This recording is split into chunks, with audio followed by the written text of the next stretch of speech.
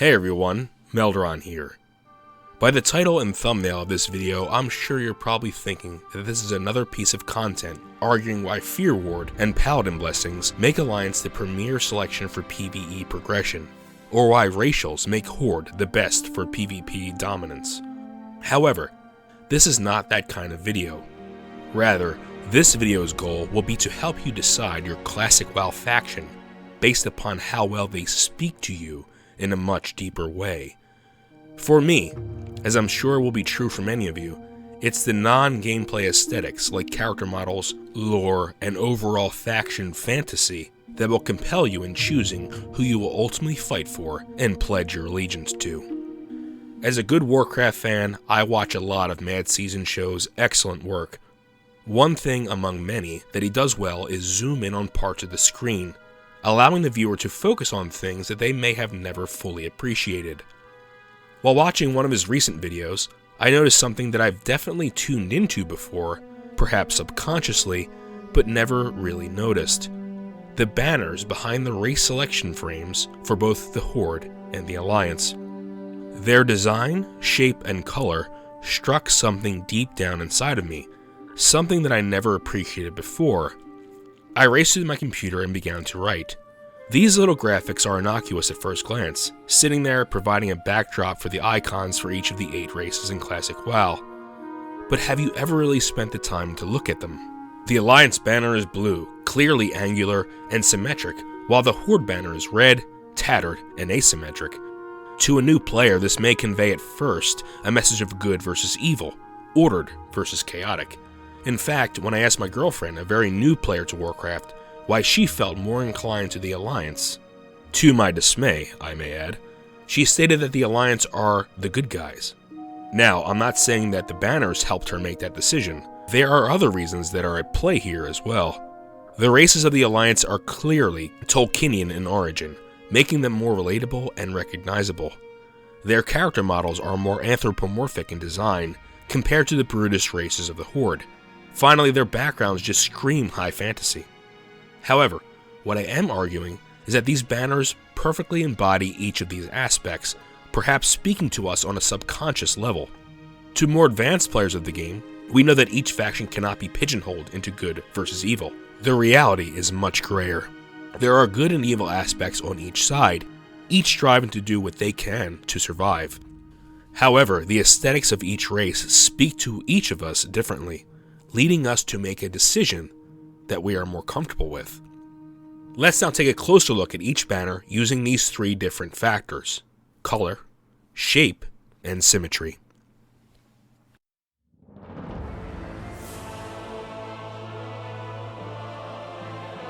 The Alliance banner is blue, and this, as with almost everything in Classic WoW, is by design. Blue symbolizes loyalty, trust, strength, and wisdom. The races of the Alliance have withstood adversity for many years. All races, with the exception of the Night Elves, have been closely linked since the days of the First War. This is where the loyalty and trust aspects come in.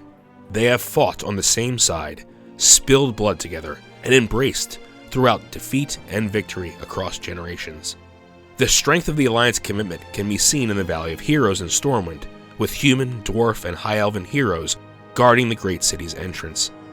Strength is something that the Alliance also has in abundance, with their formidable armies coming out of Stormwind, Theramore, and Ironforge. These well-fortified establishments have brought the Alliance both control throughout the lands of Lordaeron, as well as expansion in the continent of Kalimdor. Finally, wisdom comes from 3 sources: the learned mages of the Kirin Tor, the ancient knowledge of the Night Elves, joining the Alliance after the battles of the Third War, and the industriousness of the Gnomes. Combined, these values make the Alliance a clear choice for many players, as these words symbolize the status quo and the aspirations of any good nation or country. Now let's take a look at the Horde. Red is the color of fire and blood. Because of this is synonymous with perhaps more dynamic words like energy, war, danger, and power. However, red is also the color of passion, desire, and love. This dichotomy explains the Horde very well. Compared to the Alliance, the Horde is a newer entity, with the Tauren and the Trolls pledging their allegiance to Thrall recently, during the events leading up to the Third War, and The mysterious and enigmatic Forsaken joined the Horde recently.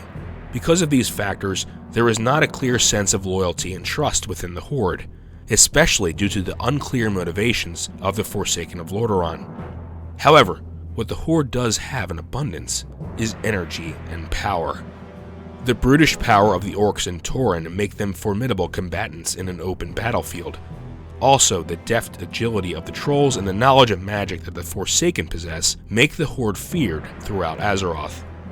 Each of these races are dangerous in their own way and possess the abilities to wage war in any circumstance, making any place a potential battlefield.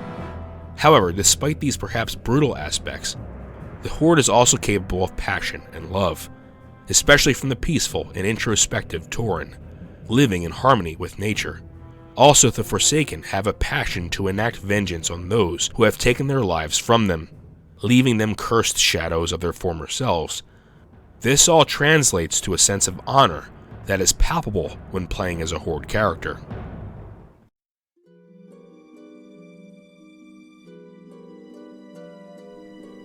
The Alliance banner is straight with sharp 45-degree angles at the bottom. This, to me, conveys a sense of precision and attention to detail.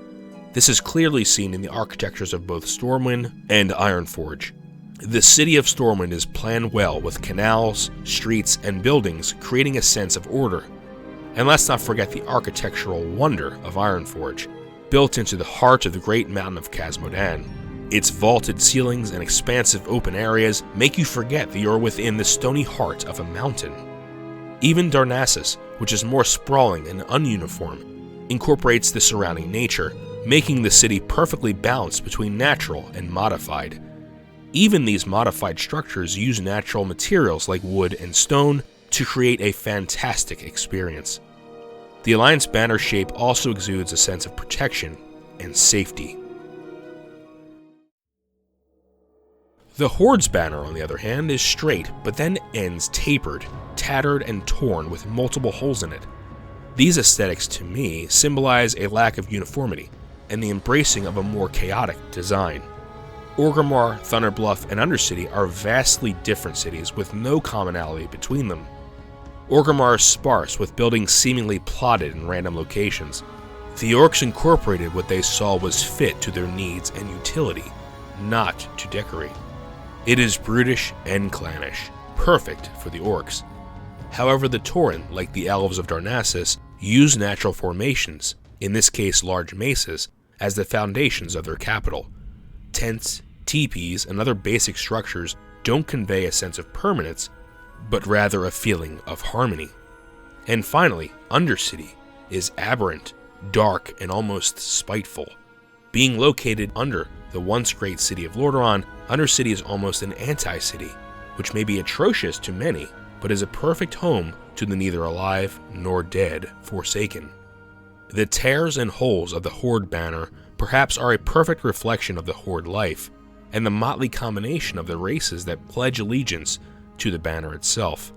However, despite the chaotic nature that this banner shape provides us, it also conveys a sense of battle readiness and brutality.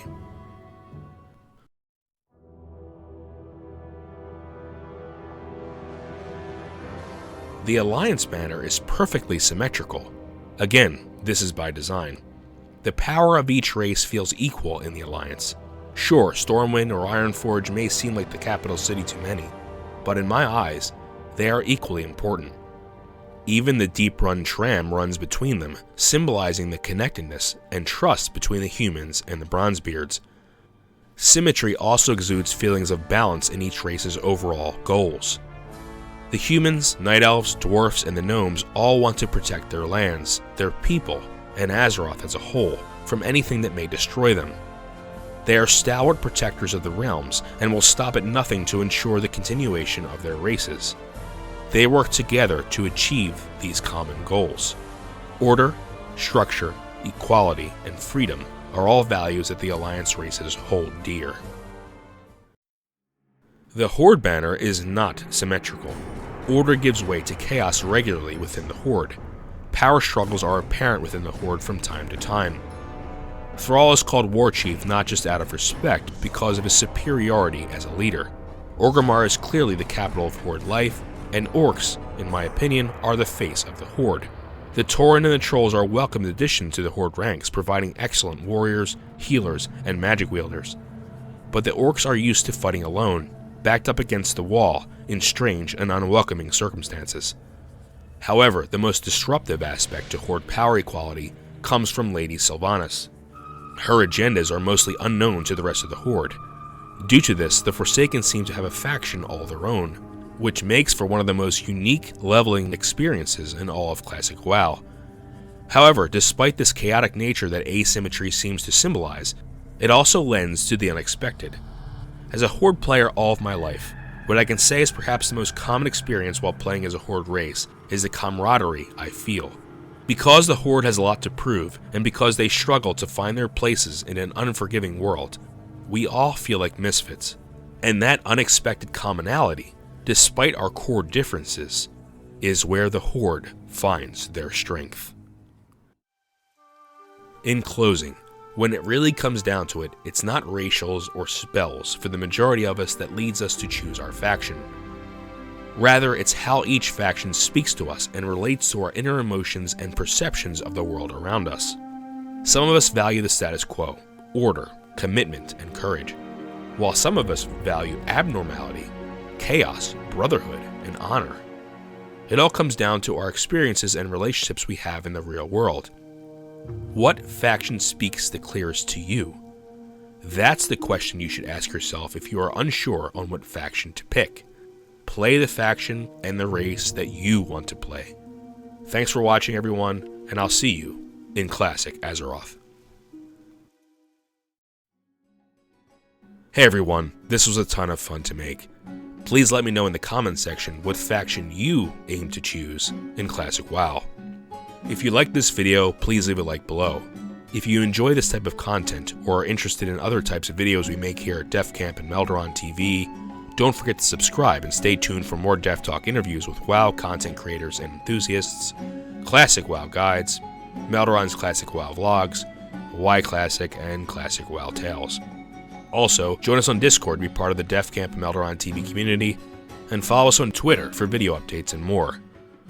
And guys, don't forget to check us out on ClassicWoW.live. Links are in the description. I would also like to take this opportunity to thank our wonderful patrons who make videos like this one possible.